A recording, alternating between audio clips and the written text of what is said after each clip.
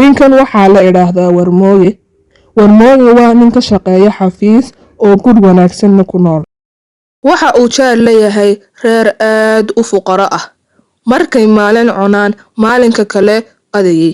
wuxuuna reerku ka koobnaa hooyo armal ah oo la idhaahdo hooyo Nuura iyo 2 caruur ah oo aad u yaryar. Warmooge iyo hooyo Nuura guryahoodu waxay ku yaaleen meel in badan ka fog magaalada. wadada magaalada iyo xaafadahooda u dhaxaysa waa wado dhagax iyo qodxo ka buuxa. meesha uu Warmooge baabuur shaqada ku tago, hooyo Nuura lug bay xaafada kaga tagtaa ilaa iyo magaalada. siday shaqo ay caruurteeda ku quudiso ay u soo raadsato, iyadoo xidhan kaba dhagax iyo qodxaba aan ka qabanaynin. maalin maalmaha ka mid ah, iyada oo hooyo Nuura shaqo raadsi ku jirta oo markaa on heshay meel dawaar ah oo shaqo ka bannaan tahay, ayaa loogu yeedhay waraysi.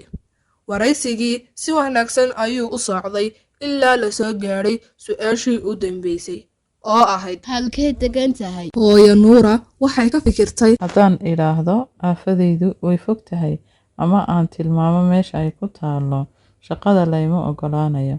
marka ikhtiyaarka keliya ee ii yaala waa inaan idhaahdo uu ii dhow yahay si caruurtu cunto u helaan. markay hooyo Nuura tidhi xaafadaydu way dhowdahay, ayaa hadalkii waxa maqlay Warmooge oo dawaarlaha dar ka tolanaya. waxa uu yidhi, anu waxaan deganahay magaalada meel aad uga fog, gabadhana waa jaarkayga, been bay idin sheegaysaa. waan jeclaan lahayn in nala shaqaysid, laakiin waxaan u baahannahay qof meel dhow degan. hooyo Nuura inta ay naxdin iyo murugo isugu biirtay ayay ka soo baxday dawaarlihii, iyada oo farmaran oo aan haysan waxa caruurteeda ku quudiso. cadcad kuleylkiina soo dhex lugaysay, iyada oo ilmaynaysa, ilaahayna ka baryaysa inuu ka dulqaado culayska iyo dhibta haysata.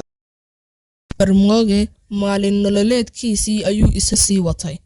maalin maalmaha ka mid ah ayaa isaga oo Warmooge dhex fadhiya xafiiskiisii ayaa waxa hal mar albaabka jebiyey oo soo galay askari oo ku leh, barsame saabax dambi waa lagu qabtay.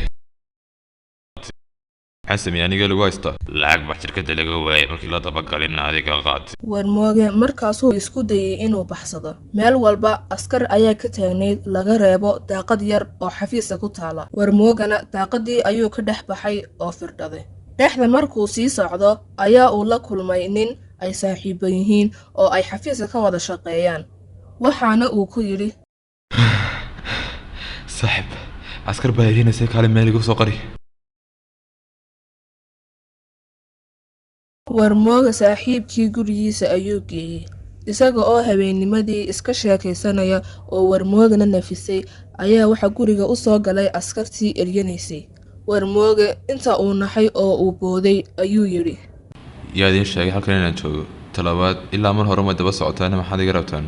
aniga ayaa u sheegay inaad gurigan joogtid. intaasoo sano waan arkayay saa dadka ceebahooda u daba gasho. in badan waxaan isku dayay inaan kaa waaniyo, bal inaad waantoodide, laakiin wax kasta oo aan idhaahdo kugumay socone. dulmigaagii iyo cabdabagalkaagii ayaa sii wadatay. nuxurka sheekada: 1 malaha xun in la iska ilaaliyo. 2 ceebaha muslimka inaan la dabagelin. 3 inaanad ku shaqayn fashilinta ama hoos u dhigga walaalkaaga muslimka ah.